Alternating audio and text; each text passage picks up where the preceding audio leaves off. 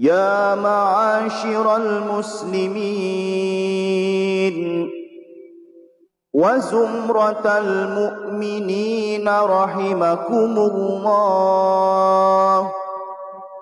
روي عن أبي هريرة رضي الله عنه أنه قال: قال رسول الله صلى الله عليه وسلم: إذا قلت لصاحبك يوم الجمعة أنصت والإمام يخطب فقد لغوت.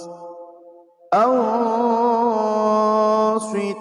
واسمعوا وأطيعوا رحمكم الله. أنصتوا واسمعوا وأطيعوا رحمكم الله. أنصتوا واسمعوا وأطيعوا لعلكم ترحمون. Alhamdulillahil aliyil azim al-qahharil qadim alladzi amarona bi takrimil walidaini wa ta'lim. Asyhadu an la ilaha illallah wa la syarika lahul fattahul alim wa asyhadu anna sayyidana wa nabiyyana Muhammadan abduhu wa rasuluhu wassama'il karim. Allahumma sholli wa sallim wa barik ala sayyidina Muhammad wa ala alihi wa ashabihi salatan ta'imatan bidawamika ya sattaral uyubi ya halim. Amma ba'du fa ya ibadallah, usikum wa iyaya bitaqwallahi wa ta'atihi la'allakum tuflihun. Jamaah ingkang minulya, monggo kita sareng-sareng dikatakan anggenipun kita cerita tentang Allah Subhanahu wa taala.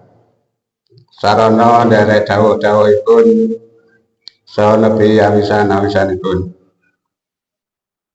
Saha mangertosa bilih saestunipun anak terhadap yang sepuh utawi bapak ibunipun punika anggadhahi pinten-pinten kewajiban.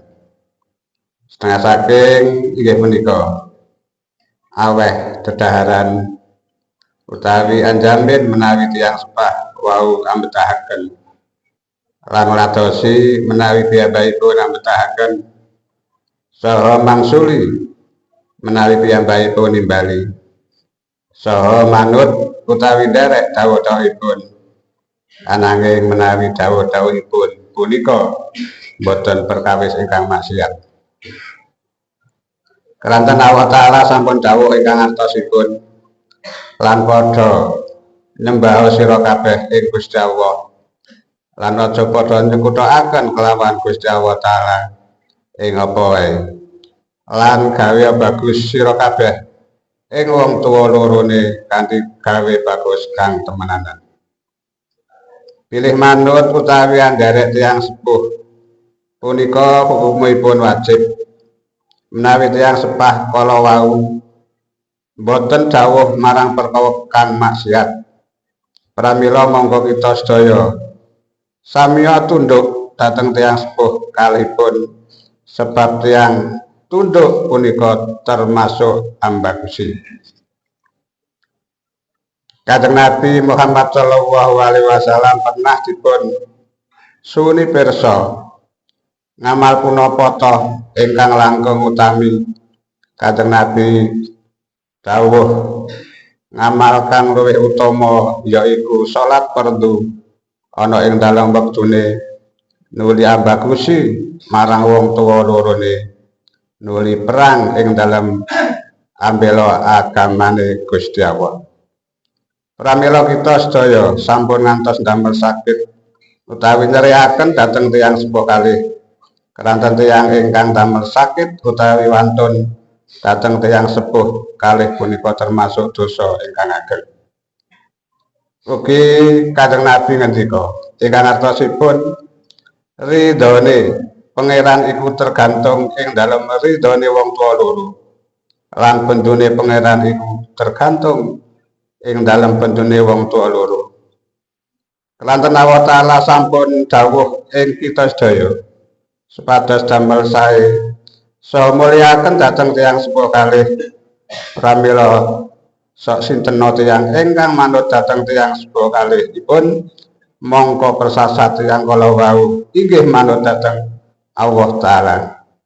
Saha sok sinten tiyang ingkang damel bendu dhateng tiyang sepuh kalih mongko persasat tiyang kala wau inggih damel bendu dhateng Allah Ta'ala.